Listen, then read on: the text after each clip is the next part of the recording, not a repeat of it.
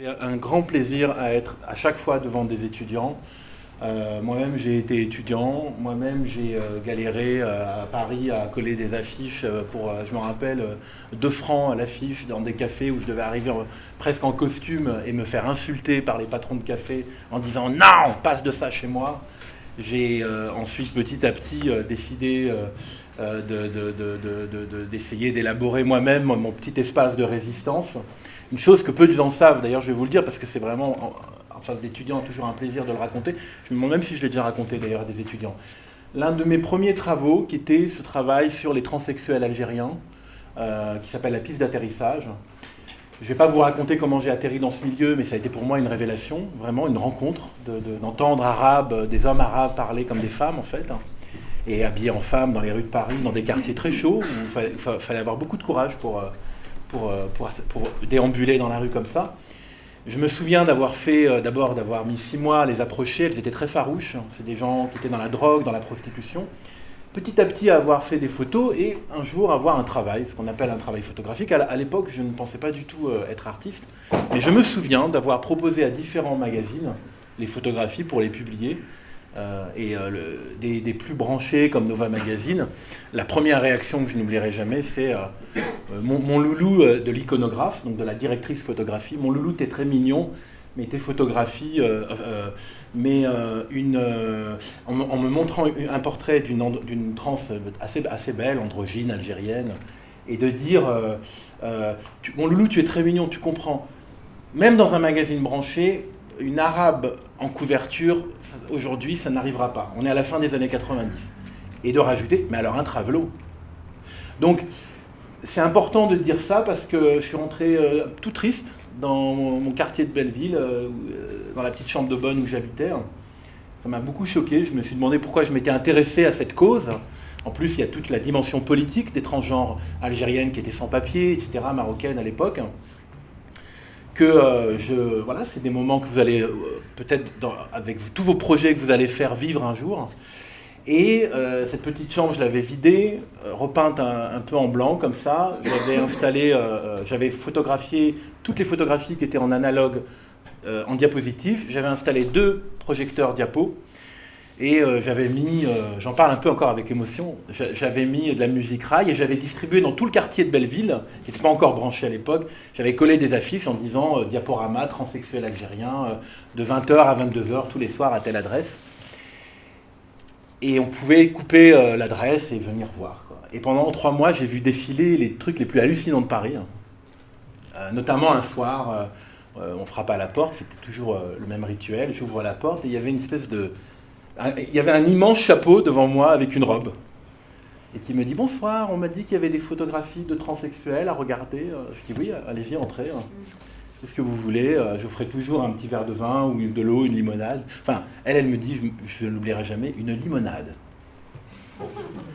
S'installe et hop, la lumière s'éteint. Je vais passer le diaporama pendant 13 minutes. Et quand j'avais rallumé, elle était en larmes et elle avait reconnu la sœur d'une copine à elle. C'était une transsexuelle avec qui je suis toujours ami, que je vais voir mercredi, qui est militante aussi LGBT, qui s'appelle Hélène Azera, qui est journaliste aussi, activiste. Et elle avait reconnu dans le diaporama son amie de jeunesse des années 80 en fait. Et en fait, moi je crois que cette petite histoire, elle est importante parce qu'on a beaucoup parlé aujourd'hui à travers la nécessité de repenser finalement les conditions dans lesquelles on travaille et le sens qu'elles doivent prendre aujourd'hui. Est-ce qu'elles sont pertinentes ou pas lorsqu'on évolue comme c'est votre cas, c'est notre cas, dans un champ entre l'académie et la rue. Et en tout cas, on essaie vraiment de construire quelque chose au-delà de l'académie. Il y a différentes choses qui continuent de m'animer, qui m'ont appris à croire. L'une d'entre elles, c'est la nécessité de ne pas perdre, de ne pas négliger le champ de l'émotion, en fait. Ce champ de l'émotion qui a été approprié aujourd'hui et qui l'est de plus en plus par les populismes, par toutes sortes de mouvements populistes, d'extrémisme, de toutes parts, et qui, d'une certaine manière, a été longtemps négligé, en tout cas, je prends l'exemple que je connais le mieux en France, par la gauche, en fait, dès lors qu'elle arrive au pouvoir au début des années 80. Et Pourquoi cette notion de l'émotion, elle est importante pour moi? Parce que je crois qu'elle, en fait, à la fois, elle incarne tout un paradoxe des croyances humaines, en fait. Elle incarne aussi bien notre fascination pour l'art.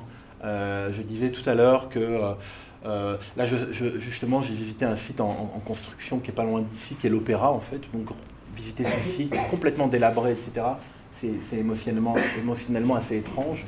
Donc toutes ces grandes voix de la musique, de la Calas, Kulthum, en passant par toutes les plus grandes voix qui pourraient vous faire vibrer, et qui ont donc cette incroyable puissance cathartique de nous attirer, de nous fasciner. Les œuvres d'art, plastiques, les films, les livres, enfin tout ce qui incarne vraiment ce magnétisme artistique.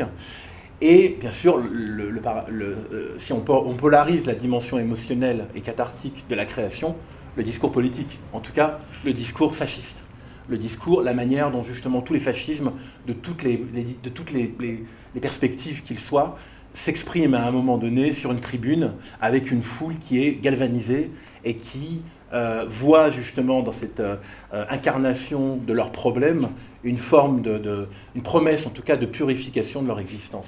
C'est pour ça que le mot catharsis pour moi il est très important. Entre ces deux extrêmes, si on polarise en fait le champ de l'émotion entre ces deux extrêmes, il y a des infinités d'espaces qui les séparent et qui en sont en fait les déclinaisons nuancées en fait. Là où justement, par exemple, et c'est de cela moi dont je voulais parler ici quand Dorine m'a invité, là où justement finalement on se rend compte quand on est par exemple intéressé par un sujet, que le reste, la majorité des gens ne le voient pas comme vous, voire ne s'y intéressent pas. Une des choses qui m'a beaucoup intéressé, à travers, disons, durant ces 10 dernières années, ça a été d'essayer de réfléchir en fait comment on pouvait imaginer une manière de contribuer à une réparation des blessures qui constituent en fait toute la psyché humaine. La manière dont finalement, par exemple, et celles que l'on connaît, qui sont très visibles, mais celles auxquelles on ne prête pas attention. L'une des choses qui m'a vraiment beaucoup intéressé, et c'est pour ça que je suis content d'être en Suisse pour cela, c'est par exemple toute la question des arts premiers, en fait, la question des arts traditionnels des cultures autres. Hein, pour ne pas dire art premier, j'aime pas du tout ce mot, je dirais les arts anciens d'Afrique, par exemple. La Suisse est un pays qui n'a jamais finalement directement, comme la France ou l'Angleterre, possédé de colonies en fait. Je dis directement parce qu'indirectement oui. Mais qui n'a jamais directement été le diffuseur d'un projet colonial comme l'a fait la France. Et pourtant, les collections d'ethnographie, les collections d'ethnologie, à mon avis en Suisse, sont quasi parmi les meilleures au monde. Je confirme puisque j'en ai quand même visité 3. J'ai visité les réserves. Avec beaucoup de respect pour certains ethnologues suisses qui ont été, à mon avis, alors là c'est encore une autre histoire, notamment Gabu et Jacques Hénard à Neuchâtel, qui ont été des précurseurs dans une autre manière de penser la conservation de ces objets.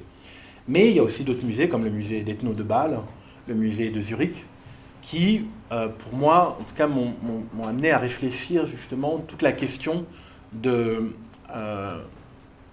et encore une fois que je suis ravi de partager par rapport à la thématique du séminaire ici, de la pertinence de cet héritage en fait. Puisqu'en fait,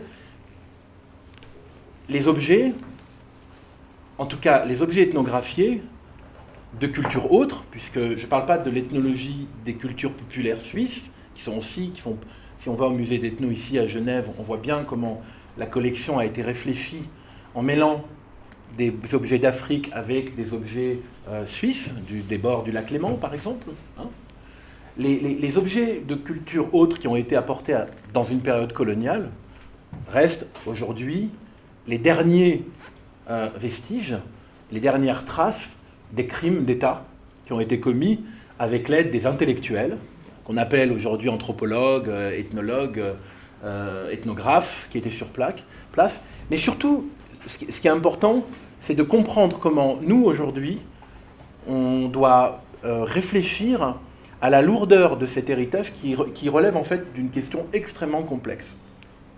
Je ne sais pas si vous en avez entendu parler ici, mais À Ouagadougou, il y a à peu près 8 mois maintenant, le président français Emmanuel Macron a fait un discours où il a vraiment souligné, je le cite, qu'il faisait une des priorités de son mandat, que pour les 5 prochaines années, les objets d'art ancien d'Afrique allaient retourner en Afrique. Bon. Évidemment, quand on assiste à un message comme ça et qu'on s'intéresse à cette question depuis pas mal de temps, on est dans un premier temps assez pris de court qu'un discours politique officialise ça. Il se trouve que cette question m'avait tellement intéressé, encore une fois à un moment où elle intéressait à mon sens très peu de gens, que j'avais articulé d'abord le projet à travers une recherche qui était celle de la collection d'ethnographie du Vatican, puisque la colonisation a été substituée à l'esclavage, mais elle a pu continuer, ce qu'on appelle l'expansion coloniale en France, à l'aide des prêtres évangélistes. L'évangélisation et la christianisation des terres a été, notamment au XIXe siècle, un travail, en Afrique par exemple, a été un travail qui a en fait été de concert avec l'État, en fait, avec les armées. Bon. Peut-être même encore plus... de manière encore plus intéressante et je dirais mystique, une sorte de rédemption en fait d'un certain corps ecclésiastique qu'on appelle les missionnaires et qui vraiment se vouait au martyr en fait. Il y a eu un culte du martyr dont on ne parle pas du tout aujourd'hui, alors que si vous allez dans le 5e arrondissement à Paris par exemple, il y a un musée, je ne sais plus quelle congrégation a son musée des martyrs. Il y a eu des chants populaires au 19e siècle qui appelaient au martyr en fait. Bon. Donc on peut faire un écho avec le djihadisme aujourd'hui, etc. Mais ça, c'est un autre débat dont on parlera plus tard. Ce qui m'intéresse à travers cette première œuvre a été de montrer, de rendre visible une problématique non dite, à savoir que la plus grande institution religieuse à Rome possède quasiment 90 000 objets d'ethnographie et qu'on ne les voit pas. Seulement 42 sont exposés. Donc j'ai pu approcher un peu cette collection, un peu comme je l'avais fait ici en Suisse ou en Allemagne ou en France ou aux États-Unis dans des collections nationales. Mais très vite, de toute façon c'est toujours pareil, à part à Neuchâtel, où on vous donne les objets dans la main, très vite vous êtes bloqué, on se méfie de vous parce que c'est le patrimoine de ce patrimoine est tellement problématique qu'on vous dit « enough is enough », c'est ce qu'on m'avait dit à Rome. Alors, ça a été le premier travail qui s'appelle « Dépossession » et que je vous invite à voir lorsqu'il sera présenté. Le deuxième travail, sur lequel justement on va un peu travailler ensemble, si j'ose dire, ce soir, parce que je vais vous montrer un extrait, traite un peu plus de la problématique de cette question du retour des objets, en fait. Puisque si nous, on est amené à réfléchir sur la pertinence de la muséographie aujourd'hui, dans un des champs qui me semble quand même assez symptomatique de des blessures de l'histoire de l'Occident aux cultures extra-occidentales, non occidentales, celui de l'ethnologie et celui de la muséographie des objets ethnologiques. J'ai perdu le fil de ce que je voulais vous dire, mais c'est sans doute la complexité de cette question qui me paraît être la plus importante dans le cas, en tout cas, d'un travail sur la pertinence de la muséographie et de cette pensée muséographique issue de la modernité fétichiste, j'ai envie de dire, à tel point que, outre le projet de film que vous voyez, je travaille aussi parallèlement à la Colonie, pour le 12 septembre prochain, à un très grand colloque qui va impliquer justement des différents acteurs, directeurs de musées, historiens, psychanalystes d'Afrique, d'Europe, sur cette question en fait, sur la problématique de cette question du retour des objets.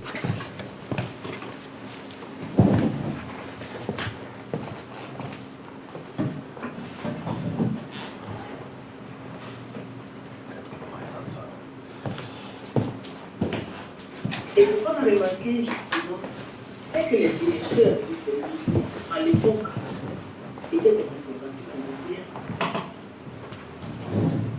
Alors, ces conservateurs européens avaient toute la latitude sur tout le pouvoir pour gérer comme ils l'entendaient ces établissements. dans le cadre du musée des civilisations de Côte d'Ivoire, il y a eu deux conservateurs européens. M. Tournier, qui a dirigé ce musée en 1944. Le musée est créé, il faut le dire, depuis 1942. C'était d'abord une succursale du Fort de Dakar. Et M. Tournier était venu. Et après M. Tournier, qui était là de 1944 à 1945, nous avons reçu Olas, Dominique Olas. Olas est resté de 1947, donc période coloniale, jusqu'en 1978, où il est décédé. Et dans un rapport confidentiel, puisque je prépare ma thèse sur le thème du trafic illicite des biens culturels au cas des musées de Côte d'Ivoire, parce que ça m'est resté en travers de la gorge, cette histoire du pillage. Dans son rapport confidentiel, M. Gabus, parlant de la gestion des deux directeurs européens, disait que, je paraphrase un peu là, quand M. Tournier partait, dans son rapport, il avait indiqué qu'il avait laissé 24 000 pièces du Musée national d'Abidjan, aujourd'hui appelé le Musée des civilisations de Côte d'Ivoire. Et M. Olas, 3 ans après, dans son rapport, dit en 1947 qu'il venait de prendre, qu'il a reçu 19 000 pièces. Et M. Gabus de conclure en disant que quand on regarde le nombre de missions et la quantité d'objets qui venaient des collectes, le chiffre de 30 000 ne serait pas illusoire. What we have to understand is one central branch of how whites took control then through colonization. It was cultural. It was how they at once represented themselves as a superior class of humans or superior class of beings. And they use the arts of culture, both high art and pop culture too, right? Or so-called low art. So the oil painting, the marble sculpture, and I will use, for instance, the Fugitive Slave Act, right? Or the photograph. But they're using that against Black people to represent them as enslavable. What they did was take a part of our history away from us, right? See, they took so much of our identity away, or tried to take so much of our identity away, and those things were a part of it. Not only our language and cultures, but things that represented our art, our culture, and also represented spirituality to us in some instances. So it's very important that we have those back because not only is it part of reconciliation, but it's a part of who we were. On a participé au royaume du Congo. Un grand succès, c'est convertir le roi. Il a eu même un enfant du roi qui est venu le premier évêque roi. C'est une histoire très intéressante. Qui a été présenté au Vatican, en Rome. Donc, les Portugais voulaient convertir le royaume, le roi, pas tous les gens, ça donnait beaucoup d'esclaves qui refusaient de se convertir au christianisme, donc c'était une religion totalitaire contre toutes les religions. Alors, quand le roi s'est converti, les missionnaires qui étaient capucins ont demandé de régler tous les idoles.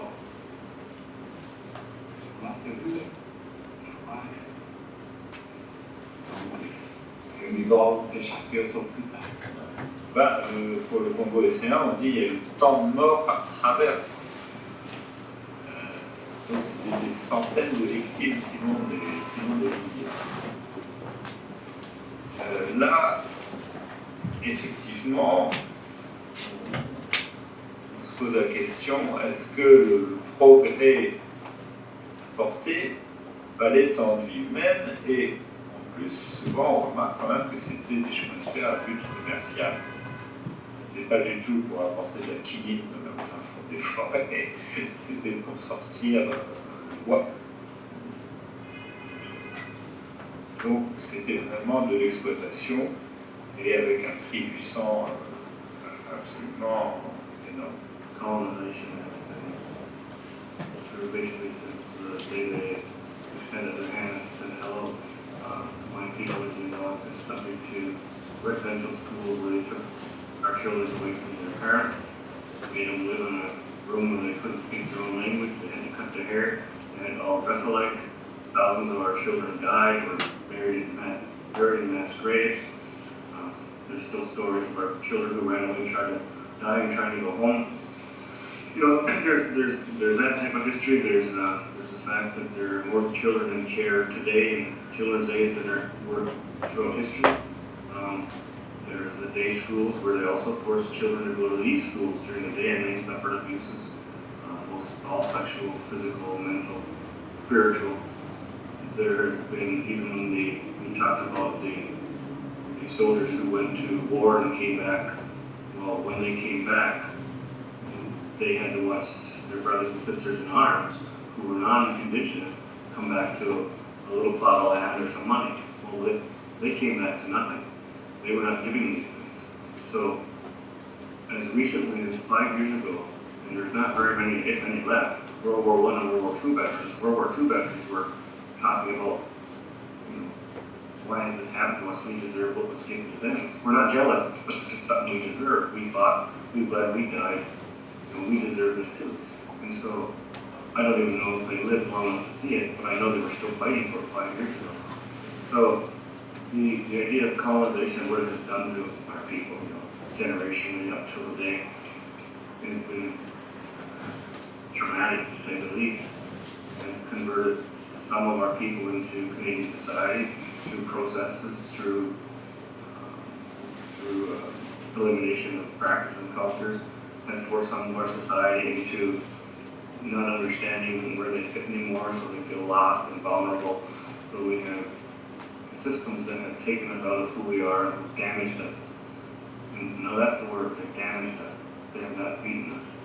The story goes back to the year 1965, when I was doing my first research in eastern Angola, southeastern Angola, which Portuguese used to call o fim do mundo, the end of the world. I was the first ethnologist there who was doing a study of the traditional institutions. One day I heard a news that a traditional healer of the Chokwe people was in trouble, that he was imprisoned. And I went to the administration to find out what has happened and whether perhaps I could help. It turned out that the traditional healer was accused of witchcraft, because for the Portuguese everything was feiticeria, everything was witchcraft. They couldn't distinguish between a wizard and a witch, a sorcerer, and a traditional healer. And I was shown by the administrator in the small town of Longa, where the person was kept in prison. I was showing the objects which they had taken from him, claiming that this was a terrible witchcraft objects.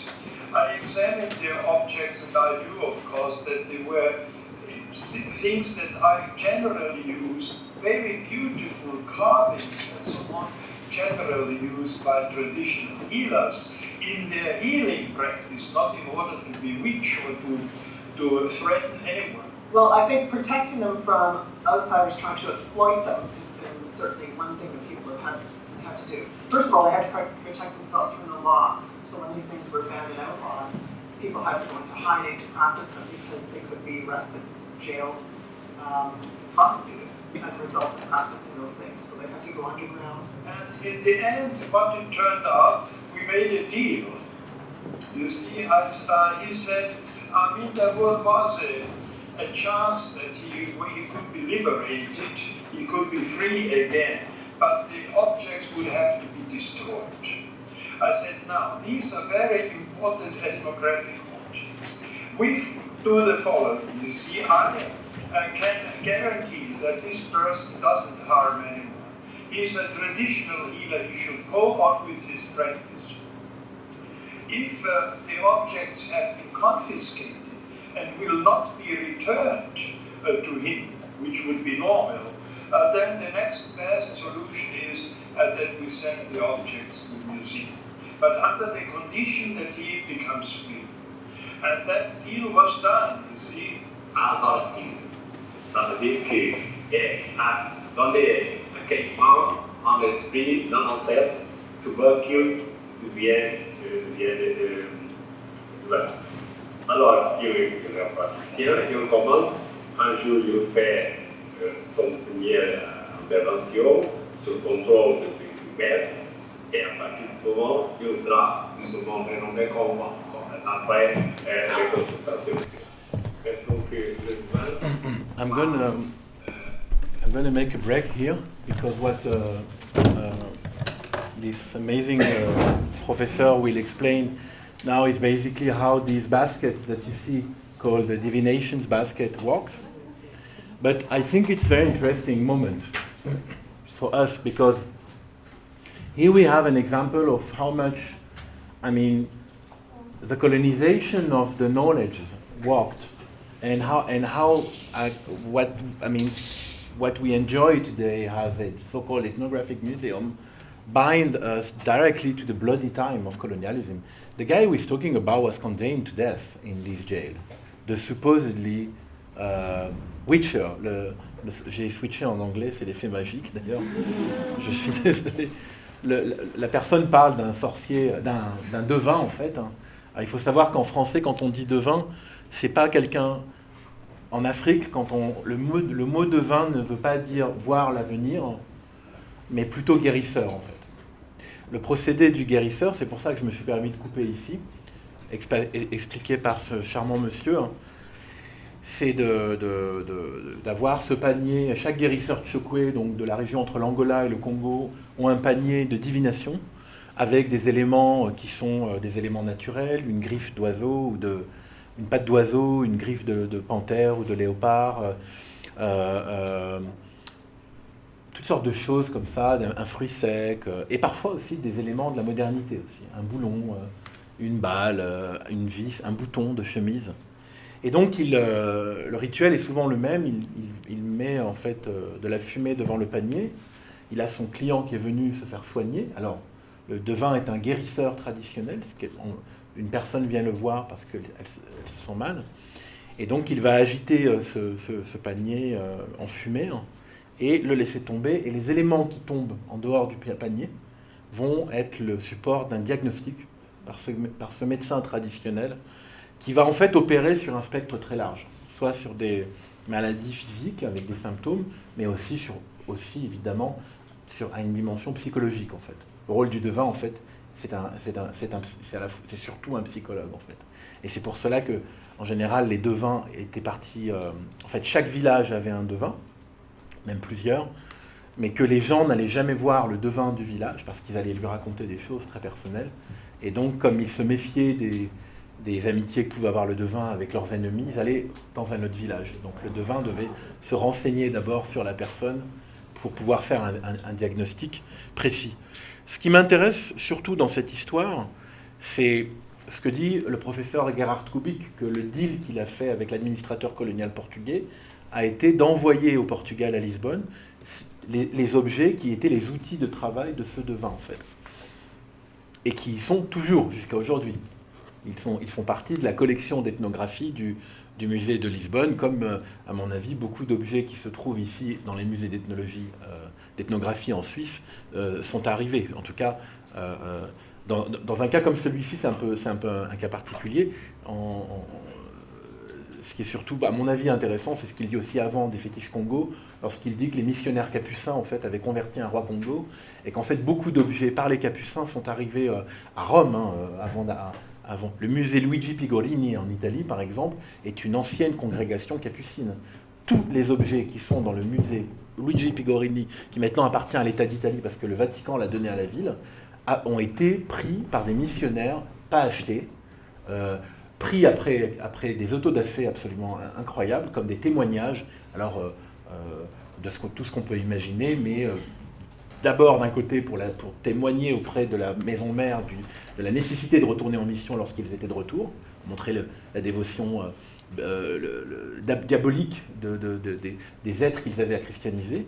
De l'autre côté, il faut le reconnaître, il y a tellement de chefs-d'œuvre dans ce musée qu'on doit se poser la question enfin, il est évident qu'il y avait des missionnaires qui étaient des personnes extrêmement brillantes et qui avaient vraiment un regard, articulé sur ces cultures. Enfin bref, et puis la troisième, c'est ce que dirait Serge Gruzinski, c'est que les missionnaires étaient convaincus d'être en guerre contre d'autres divinités, et que pour eux, rapporter ces objets était de montrer que Christ avait gagné, et donc que ces objets étaient des trésors de guerre, en fait. Donc c'est les trois thèmes qui reviennent souvent dans la traçabilité de ces objets. Voilà. La quatrième, c'est quand même qu'il ne faut pas l'oublier, l'argent qu'ils pouvaient en tirer, puisque le marché des arts premiers, des arts anciens, démarre avec les cabinets de curiosité très tôt, en fait. Bon. Ce qui est vraiment intéressant à ce moment-là, c'est pour ça que je voulais m'arrêter là, il y a deux choses, en fait. La première, c'est que les personnes amérindiennes qui parlent dans le film sont des Canadiens que j'ai interviewés sur la question de restitution des objets, du retour des objets dans leur communauté, car les Canadiens et les Américains, amérindiens, ont été les plus actifs ces dernières quarantaines d'années sur la question du retour, donc dans une lutte qui commence à peine dans le cadre des arts anciens d'Afrique. La deuxième, c'est effectivement de montrer en fait que la colonisation de la connaissance, elle s'est opérée sur une base qui nous relie finalement à l'époque à laquelle nous vivons aujourd'hui, qui est celle de coloniser l'imaginaire des gens. Ce dont on a parlé aujourd'hui dans le séminaire. Coloniser, je disais, le virtuel des gens. L'animisme, les cultures animistes ont été fondées sur des croyances qui permettaient justement, contrairement au monothéisme, je parle de tous les monothéismes, la construction d'un imaginaire qui, si on avait à comparer aujourd'hui la flexibilité de cette pensée, elle pourrait nous amener au monde algorithmique du virtuel, en fait, au monde digital. C'est-à-dire un monde où tout est possible. Un monde où la religion, c'est maintenant, en fait. C'est pas quelque chose qui répond à une cosmogonie. L'un des aspects les plus importants, et c'est pour cela que je voulais m'arrêter dessus, c'est que dans les paniers de divination, vous avez des éléments qui se réfèrent à la tradition, mais aussi des éléments qui se réfèrent à l'invasion de la modernité. Des boulons, des pièces de métal, etc. Cette absorption, en fait, de la modernité, qui s'est faite dans toutes les cultures, et notamment, par exemple, dans un des rituels dont parle Manuel de Area, le professeur que j'ai interviewé, c'est que, finalement, lorsque les Tchokwe ont vu passer les premières locomotives, ils se sont dit, pour déplacer une telle puissance, il fallait un nombre inimaginable de vies, en fait. Le sorcier, la définition du sorcier, pas du devin traditionnel, chez les Tchokwe, est celui qui aspire la vie des gens, en fait. Donc, pour eux, de voir ces machines infernales, et il a pris d'abord les locomotives, mais ensuite il a aussi plus tard parlé des machines qui extrayaient les minerais, c'était les preuves que l'homme blanc avait, à travers un processus qu'il ne connaissait pas, aspiré des centaines de milliers de vies et qu'il les avait mis dans des machines. Si tant est que très vite, un rituel est né, en fait, dans cette culture. Lorsqu'une locomotive passait, les femmes mettaient dans le village des troncs d'arbres par terre et portaient un panier derrière elles avec des objets comme ça, et elles mimaient dans une danse la locomotive, en fait. Elles mimaient dans une danse la locomotive pour justement apaiser cet esprit malfaisant. Et cette flexibilité, cette capacité d'absorber, en fait, et en fait de contre-réagir avec d'autres modernités, à une modernité technologique qui arrive et qui vous colonise, c'est quelque chose qui m'a fasciné, dans la mesure où justement toute la pensée, en fait, ethnographique, qui démarre d'ailleurs bien avant ces ethnologues, elle démarre déjà avec la campagne napoléonienne, en fait. Toute la pensée colonisatrice du savoir des autres va s'exprimer, en tout cas va continuer de s'exprimer aujourd'hui, finalement dans le silence de cultures qui peut-être nous intéressent pas, pour la majeure partie d'entre nous, parce que la visibilité sur cette histoire n'est pas faite, en fait. La visibilité, une invisibilité de cette histoire est pas faite. Et enfin, pour terminer et ensuite enchaîner, la raison pour laquelle toute la première partie que je ne vous passe pas a déclenché ce projet, mais qui existe.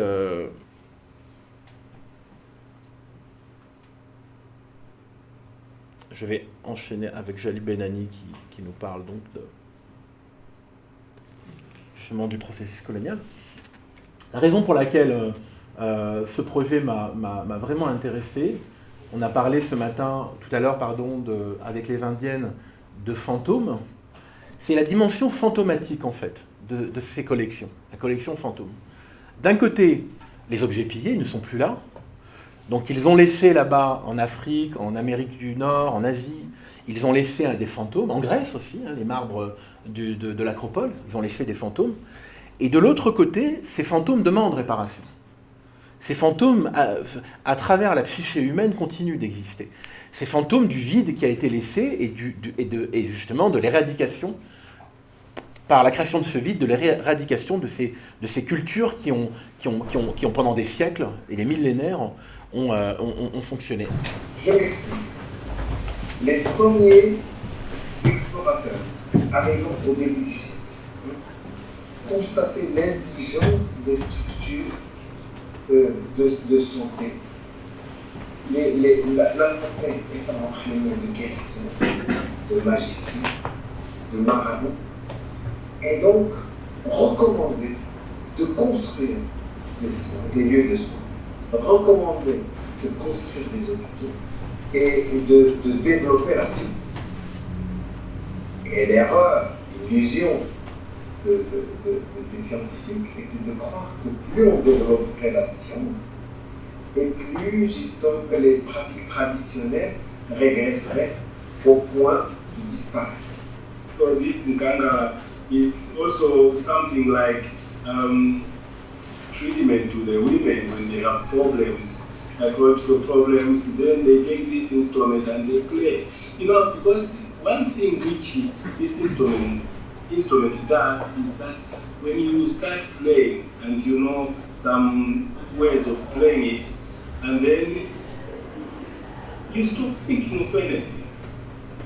The moment you start playing it, you just think, which melody should I go? Should I do like this? Should I do like this, like this? And you stop thinking of anything. So women, they found that this is very enjoyable, but at the same time, it helps them to be cool. C'est pas par hasard si France Fanon, c'est en Algérie qu'il a développé ces théories, parce qu'il a considéré que ces pseudo-théories scientifiques étaient en fait des vecteurs d'idéologie et que les médecins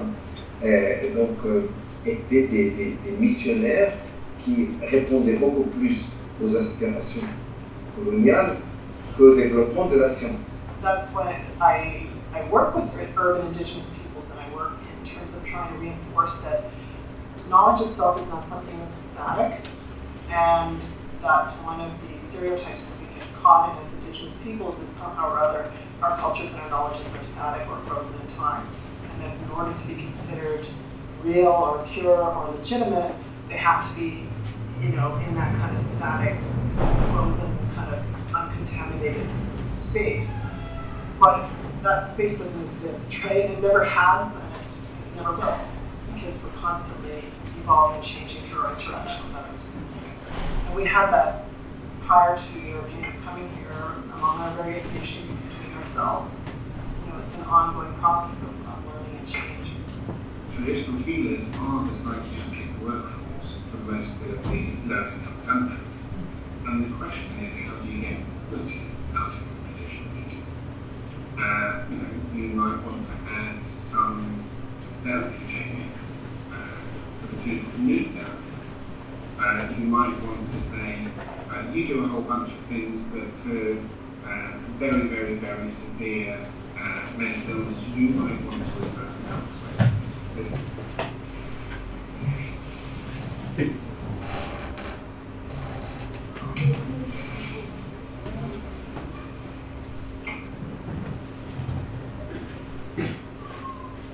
So that's why I think traditional healing as something that we need to properly engage if we're going to be thinking in a global way of dealing with psychiatry. Everybody forgets that they have stood the test of time. Whereas psychiatry has been changing and changing and changing and changing as we keep on finding that things we do are ineffective.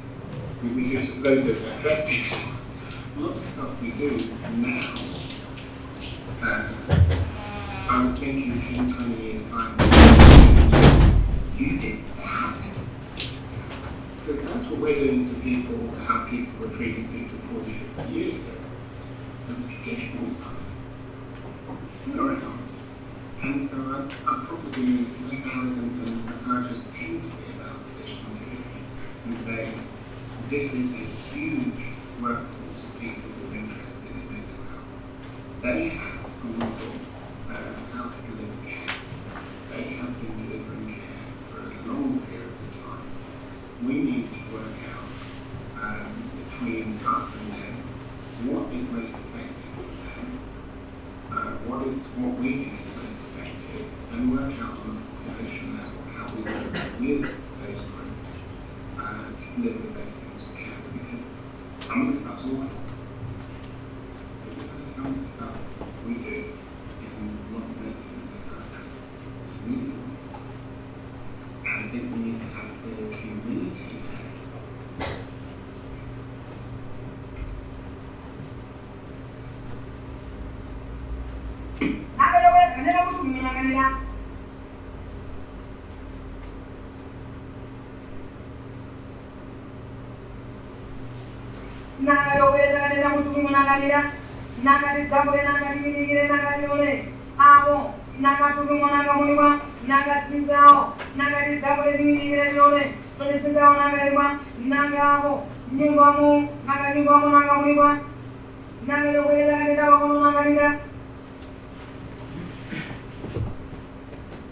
Moyo, naga naga mai nyumba naga titumile kalio basi naga kando naga nini balewa naga nyumba muso mandene ako kapu naga balewa naga bambuao bambuao mamilo na molina naga mayo mamilo na molina. Okay, now let's say it's the last part, which I think is very important, is on the one hand, for me was very important to show, of course, how it still continues. Though we have this invisible narrative on it, and that's why I like very much to show it. But then there is something that is extremely interesting, is this correlation between the body and the object. The fact that any mask, any object, anything, your shirt, your glass, your glasses, a mask, has been created by your body, to be used by your body, to be the link between bodies. The body, between the social body and the individual body, the object play these correlative functions. So, in the continuity of the very, very complex question of the return, I've been, of course, exploring through different voices how much these phantom bodies that have been dispossessed, qui ont été dépossédés de leur objet et de leur histoire et de leur culture, continuaient d'exister. Et là, ça devient assez intéressant parce que si on prend par exemple l'exemple de ces deux chercheuses avec qui je travaille, Monique Jeudi-Balini et Brigitte Dernon, qui ont fait leur doctorat justement en Papouasie-Nouvelle-Guinée. Elles ont écrit elles ont écrit un autre livre qui est vraiment très intéressant. Elles ont interviewé 54 collectionneurs d'art premier de différents niveaux, un richissime de Anvers, un petit facteur qui habite à Montreuil dans une cabane, enfin un serveur de café qui collectionne les miniatures inuites, tous les profils psychologiques de la collection en fait. Puis il y avait on a rencontré souvent notamment cette idée que lorsqu'un collectionneur prête un objet pour une exposition, par exemple, on était très attentif au langage qu'il utilisait et il parlait d'arrachement. En fait. c'est une partie de soi qu'on lui a enlevée, en fait. Maintenant, concernant les collections privées, pourquoi seraient-elles touchées par ces questions-là? Franchement, à moins qu'il s'agisse d'objets volés, et avec les preuves et avec les documents, je crois que ça deviendrait extrêmement compliqué. On ne va pas faire revenir les victimes humaines du chemin de fer Congo-Océan. On ne va pas faire repousser les forêts qu'on a coupées pour faire des tas de salle à manger. Les matières premières, elles ont disparu, elles ont été transformées. Donc, il faut admettre qu'il y a une histoire avec ses dérives, et il faut les prendre en considération. Mais vouloir refaire l'histoire, l'heure est venue parce qu'il y a des intellectuels africains, des chercheurs africains qui peuvent essayer de rétablir la vérité historique à partir des objets. Et donc, on crée un collège de chercheurs, on travaille sur les objets pour restituer leur valeur réelle. Parce qu'à l'époque, et même quand on prend les encyclopédies et les livres d'art, l'art primitif par exemple, l'accompagnement n'était pas immédiat. On a présenté des images sans donner la fonction de ces images. Donc il faut restituer aux images leur fonction, leur réalité. C'est ce qui nous manque et c'est ce qu'il faut aux chercheurs actuels, les historiens d'art ou les amateurs d'art, pour écrire sur l'histoire de notre passé à travers la création. People think that the indigenous people of the land, it's their responsibility to look after the land. Well, in some degree, yes, but no. Our responsibility is to provide education, is to provide understanding, is to provide a connection for you to help protect the earth and look after things. And certainly having artifacts back gives a way to expose the world around us to who we are, what we're about, and move them that much more to their own connections. Les objets sont occidentaux parce que les objets ont vécu des siècles en Occident. Et ils ont projeté leur regard sur ces objets. Actuellement, si vous allez, ils projettent une explication par rapport à leur histoire. Les objets deviennent, ils ont double culture, malgré qu'ils soient expropriés de la Côte d'Ivoire ou bien même de l'Afrique. Mais les objets appartiennent maintenant à une autre structure. I think that Lisa would agree with what I'm doing here, where we're trying to talk about this as being like the condition of modernity, actually. Because ultimately it comes from trying to not, to try to undo this misconception about one tribe, one style, one nation, one place. This comes from the teens in the 30s, which was the era that created nationalisms in Europe, which created a lot of trouble, as you know, and the colonial. So like that whole world vision is problematic and false, by the way. What is happening to produce these nationalisms actually is this extreme form, this speeded up form of hybridity, which was always happening in human history. Part of my question would be how much of that population in, let's say, 18th and 19th century Quebec or even Nova Scotia was actually mixed race, free or enslaved, but mixed race, black and indigenous. What do those alliances look like? What did the creolization of that population look like in terms of clothing, food, culture, spirituality, all those things? I think that because we've forgotten those histories in Canada, Indigenous people and Black people today have forgotten that we're in this together. Our experiences as Canadians, historically, are very similar. They're parallel. So then if you look at the origin as being an opening as opposed to a closure, it just changes your conception of how human society interacts and works over time. And then you can accuse where you need to accuse, like, oh, you stole this from me. But we can be very specific and not get clouded up in this nationalist ethnic thinking.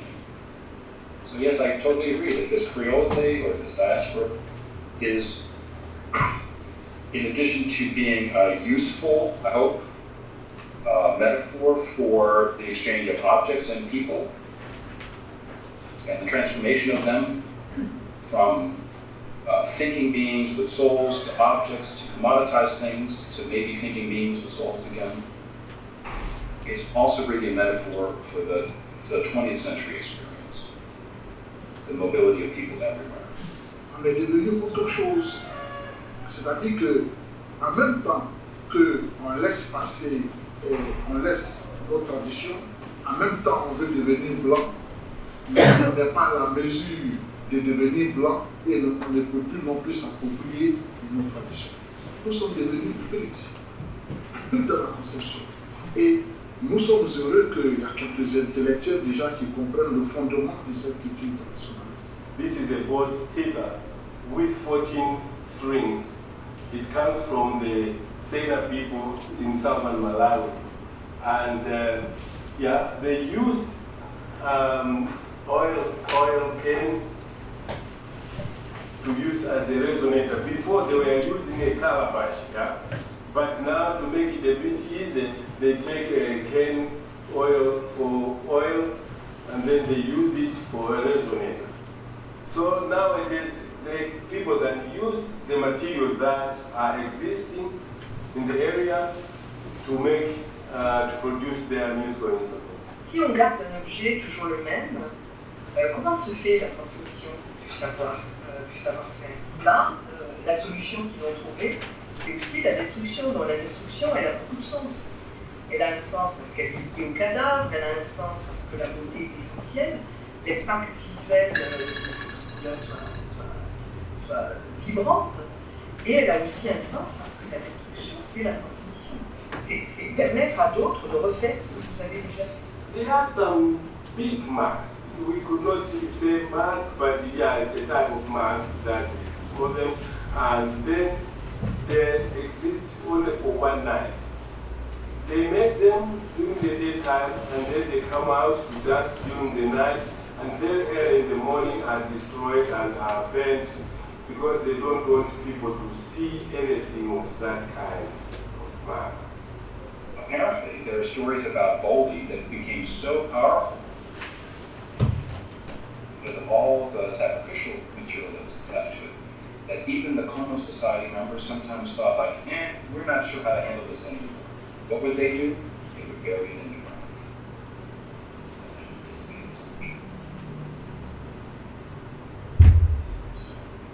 When we talk about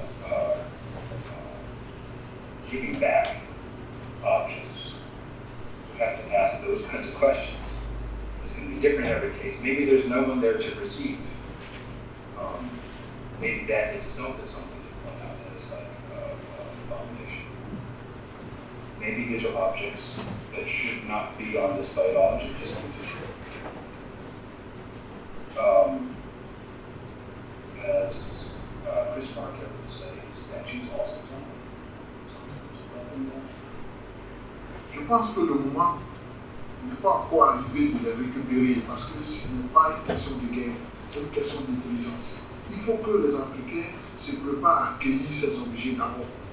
Et c'est ce que vous êtes en train de faire qui nous intéresse.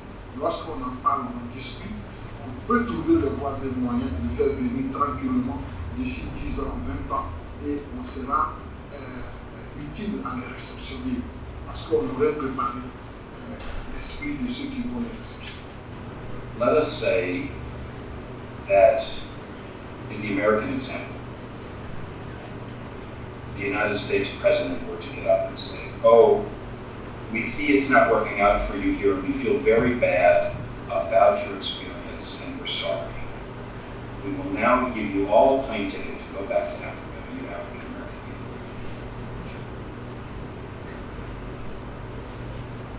people. The matter is a little bit confused because, as you know, in the early 20th century, there was this, 19th century also, there was this idea of returning back to Africa. Who were in that situation. Slavery was ended, but the situation still sucks for us. So the Black Star Line was invented, and the colony of Liberia was set up, and thousands of African Americans went back to what turns out to be like a colonization by Black Americans of a certain part of West Africa. So that's problematic. But even more problematic is this idea of, it's not working out here, let's just send you all back. why I say that Macron is also a trickster.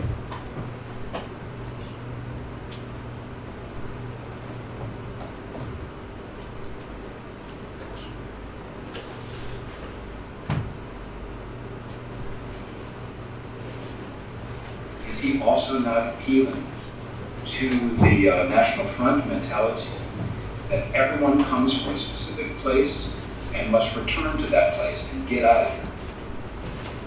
Is it also not like a homeland concept? And then all that will be left will be, I don't know, these pure French people. I don't think Macron is a nationalist. But does that kind of talking about send it all back also appeal to everyone? The Polish people go back, the Germanic peoples go back. I mean, I don't know who would be left. So I think it's for us today to all be speaking to each other, and I guess just to conclude this, So, it is. For those who want to hear all the rest of the film, especially with German, she is an amazing Afro-Canadian scholar, I can send the link, Vimeo, etc. But I really wanted to hand on John Pfeffer, American, who was, I think he opened both the debate and the Pandora box of this question. Maybe it is the moment, Doreen, that we can start together to. Thank you, Cardinal. You're welcome. I think there are a lot of questions, concerns. I think one of the very important kind of constellations, and also that what you're proposing with your work, and it's very clear, but just let me try to take that on, is this very clear differentiation between return or restitution, as Macron concerns it, versus, and your idea and concept proposal of repair. Thank you. Because I think this is exactly this kind of concern for repair is a kind of arena that is like raises consciousness via various kind of approaches, psychoanalytical approaches, the body kind of memory, that what's being kind of inhibited at the same time being inhabited is part of a kind of narration of an object that speaks. I mean, if you think of this idea of the repair, this whole idea what we have in ethnographic museums and to give back, to return, is just a reproduction and a neglection and an erasure of the whole concentric circuits of violence around the kind of expropriation and the traveling of an object from Senegal to Musée d'Ethnographie de Genève, for example. And I would like to address this through another kind of constellation. I'm interested to hear from you, since we are sitting here in an art academy, and you're talking very much concerned with this kind of layers and imperatives of European modernity.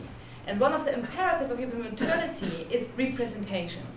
Representation, as we are sitting here in an environment where library downstairs, but the architecture itself is fabricated for speaking on behalf or categorizing knowledge. The museum is also such an invention. How do we address this now with this kind of, I really appreciated one person speaking there, we become conceptually hybrid.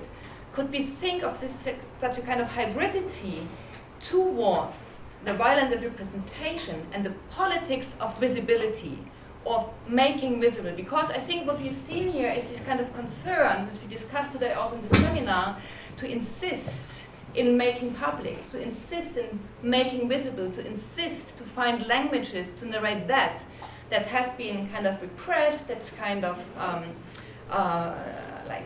violently erased. So how can we, perhaps we can come here to this moment to talk about,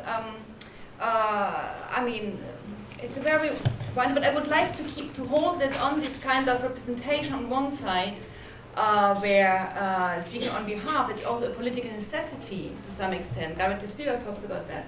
And the politics of making public, the politics of visibility.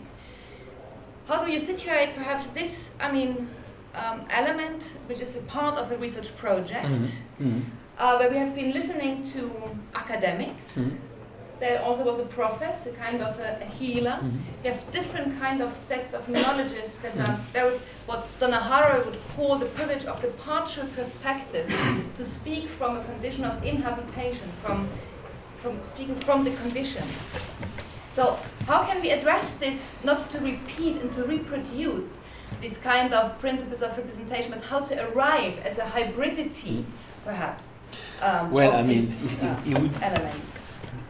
I mean, if I talk from my own perspective, I have to say that I've always been frustrated by the academic discourse, rhetoric, even though I studied philosophy and art, and I've always found it kind of frustrating the lingua franca of a certain level of the academia, And I'm very happy because recently I screened a film with a Tunisian psychoanalyst, Fethi Benslama, who works a lot with jihadists, and I did this film like 2 years ago, and he saw it for the first time recently in Marseille. He's a Lacanian, he's 70 years old, he's a very high academic of the psychoanalyst and psychiatrist as well.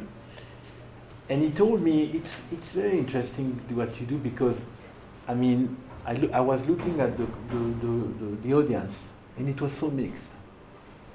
So basically, to answer your question, Doreen,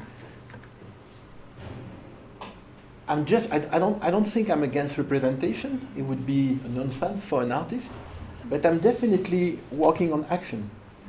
I think what the world needs today is action, and I think the audience also, especially if we talk about politics, because I mean I'm kind of tired of projects that are extremely. There's a French word. I'm sorry, I have to use the French word here. It's so specific. It says abscon. A rhetoric that is completely opaque, though it is talking about, things that concern us all, and aim at gathering all to express all arguments, but not like to preserve in a sort of safe, the privilege of the language. So most of the time my film are trying to put on the one hand a visibility on voices that we do not hear, like this Prophet Maria, like this, how could you talk about ethnography without asking the director of ethnographic museum working in Africa? Because this is also the worst nonsense. There's no, absolutely not,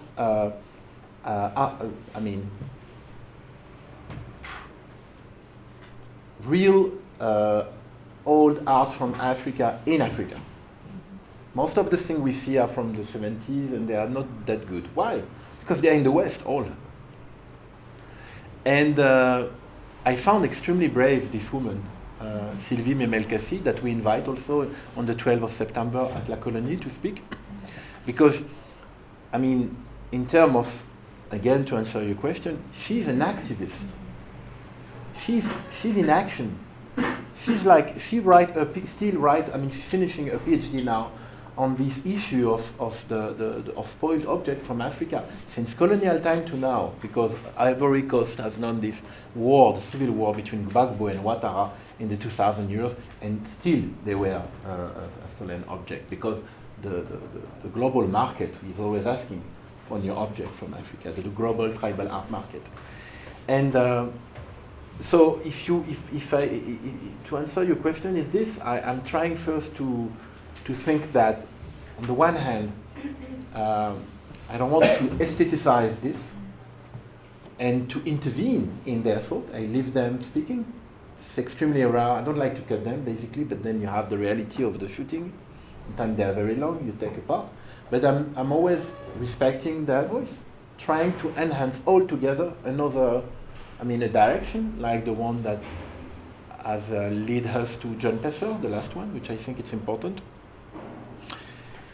and on which in the end could look like a sort of debate. This, and on the other hand,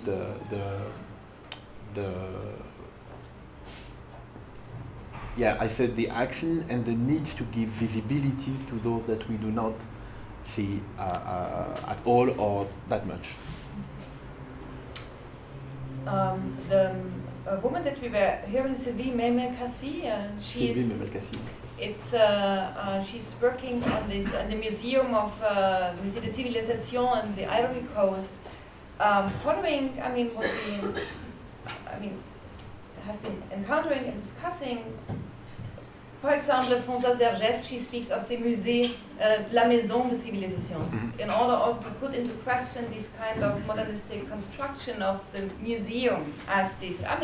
She was saying no one goes in the museum in the Ivory Coast. It's something that's constructed for a Western gaze, and it's something that's put into question. It's a kind of a prophetic question, I don't know, but what kind of capacity, but also what kind of conditions and means would we need in order to think of a post-ethnographic museum? This is something Clémentine Deleuze, for example, is working around in order to articulate this kind of narrational existence of the idea of the process of repair into kind of a space that operates as an exhibition space, that insists on the politics of making public. Do you think, we discussed this today a little bit, this could be installed inside of this existing structure that we have? Or could we install and articulate this hybridity in that kind of framework? Does it need a total reform, or do we kind of think, do we have to open and rethink the institution towards research? Because I think this is why your work is so important also for us here, that the research, this what we see and encounter, cannot be represented in the single frame. We need kind of different perspectives, we are hearing different voices. It's very important that we have this kind of spectrum of voices to narrate the body's legacy. I completely agree with you, Doreen. I think one of the main problems of the world we are living in this European Western context is to be confronted with the concept of diversity or hybridity, basically. We listen always that we live in a diversity world itself. We don't live in a diverse world. If you take the case of ethnographic museum,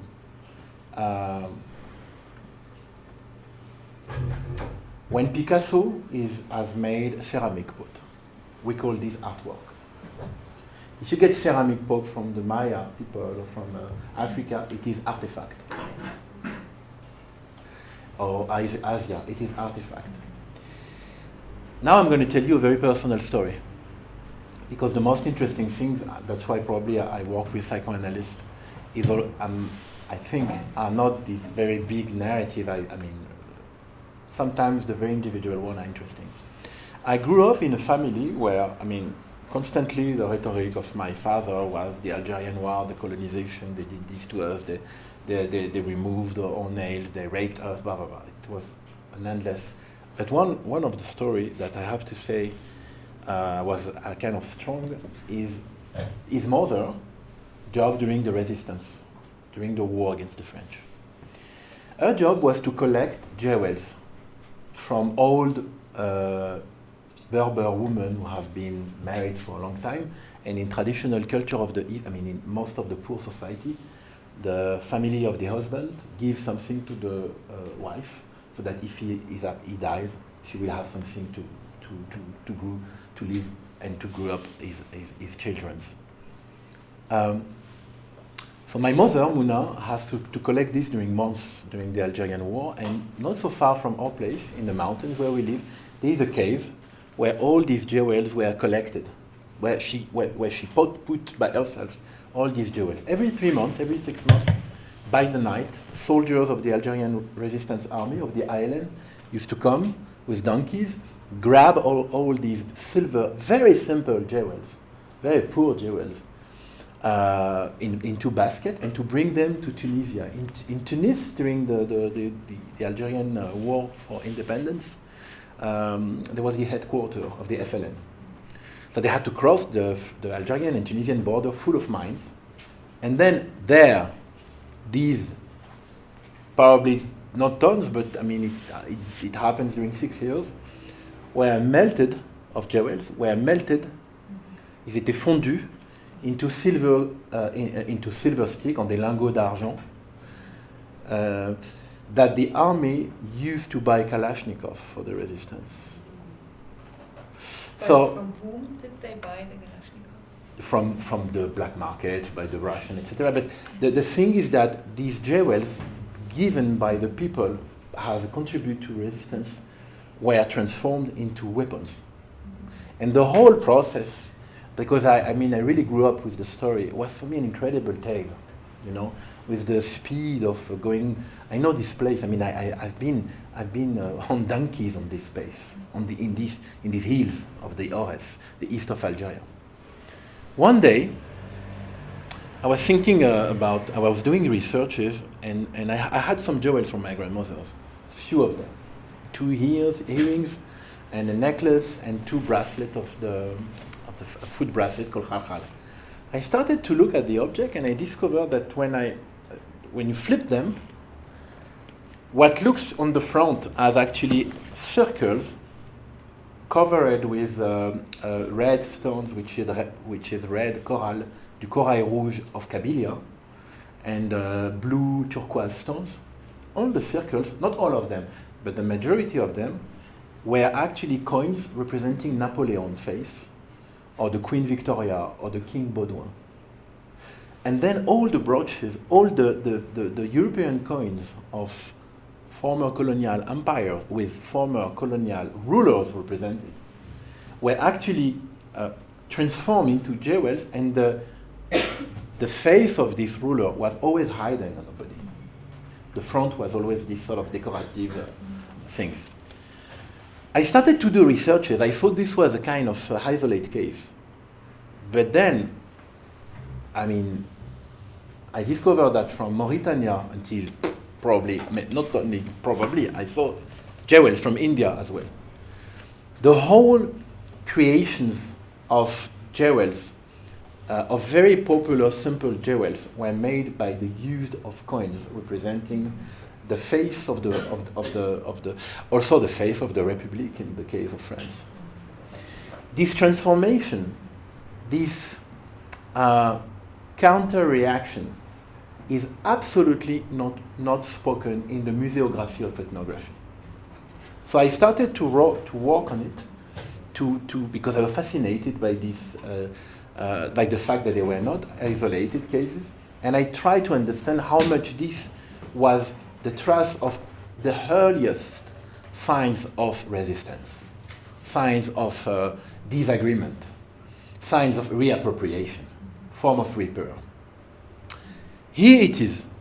On the one hand, you have an object that is made by a craftsman or craftswoman. It's crafted, the necklace, the bracelet.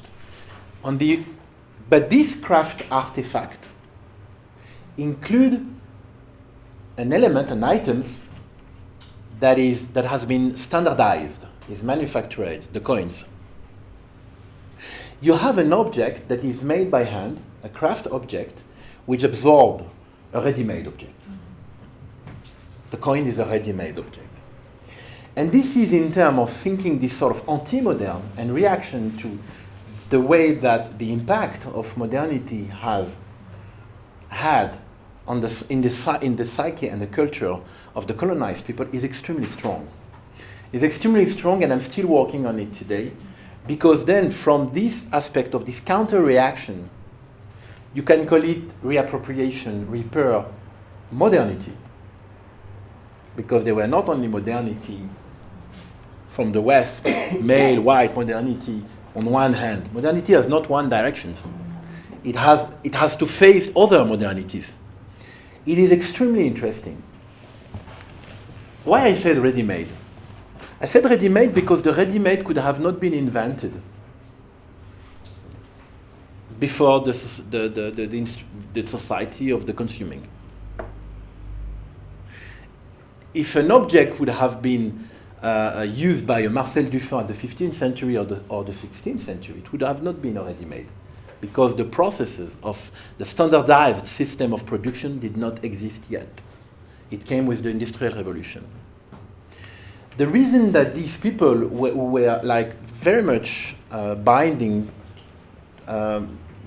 artifact process of producing and absorbing